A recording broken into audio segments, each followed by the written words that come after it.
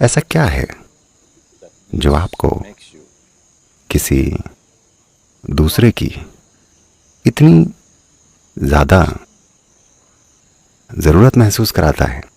यह आपके विचार का स्वभाव है, आपकी भावनाओं का, और यहां तक कि जीवन के कुछ खास पड़ावों में शायद आपके शरीर का भी स्वभाव है।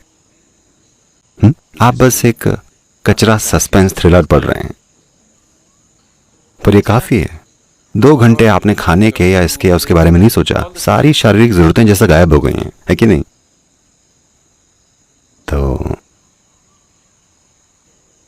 इसके परे बड़ी आसानी से जाया जा सकता है अगर आप चाहें तो। मैं ये नहीं कह रहा हूं कि आपको ये करना ही है, अगर आप चाहें तो ऐसा हो सकता है। शरीर पर बड़ी आसानी से महारत हासिल की जा सकती है, इसमें कोई संघर्ष नहीं है।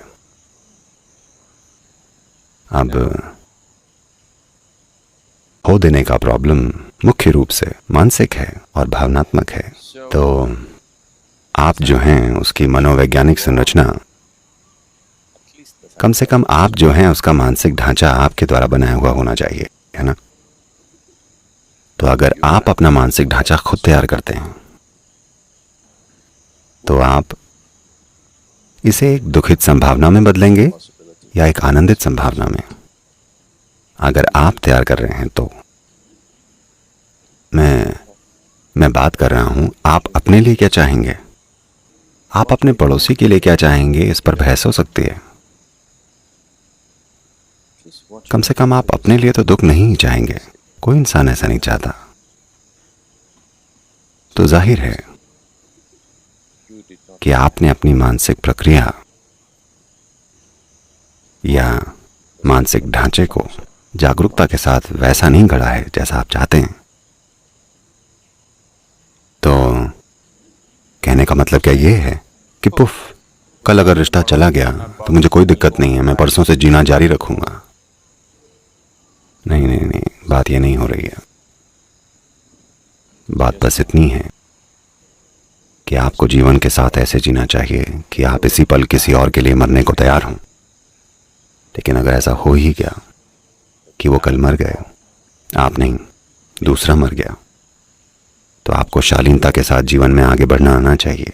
लेकिन आज आपको ऐसे जीना चाहिए जैसे आप इस इंसान के लिए मरने को तैयार हैं, सच में तैयार।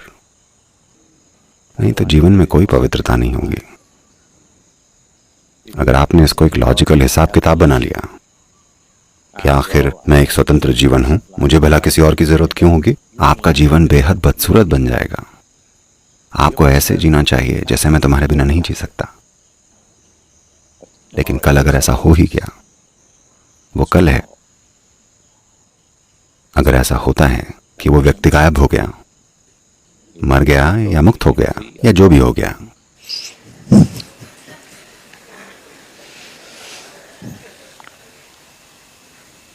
तब आपको इसे ऐसे देखना चाहिए कि ये जीवन एक स्वतंत्र टुकड़ा है। लेकिन आज अगर आप इसे ऐसे देखेंगे तो आपका जीवन बदसूरत बन जाएगा। तो लोग ये अंतर नहीं देख पाते, या तो वो निर्दयी या याश बन जाते हैं, या वो इतने कमजोर और गुमसुम हो जाते हैं, वो अपने संबंधों का आनंद नहीं ले पाते।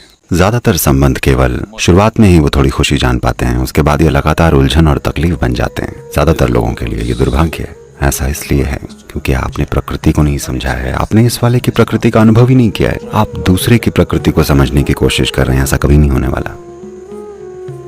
अगर आपका रिलेशनशिप बहुत बढ़िया है तो ज्यादातर समय ऐसा इसलिए है क्योंकि दूसरा व्यक्ति बहुत अच्छा है।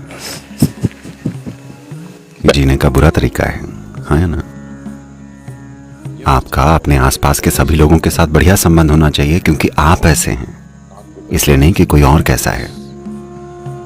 आपके पास ये 2 चॉइसेस हैं, या तो आप दुनिया को अपनी छांव तले जीने दें, अपनी छांव के आराम में, या आप खुद ही किसी दूसरे की छांव पाने के लिए तड़पते रह सकते हैं।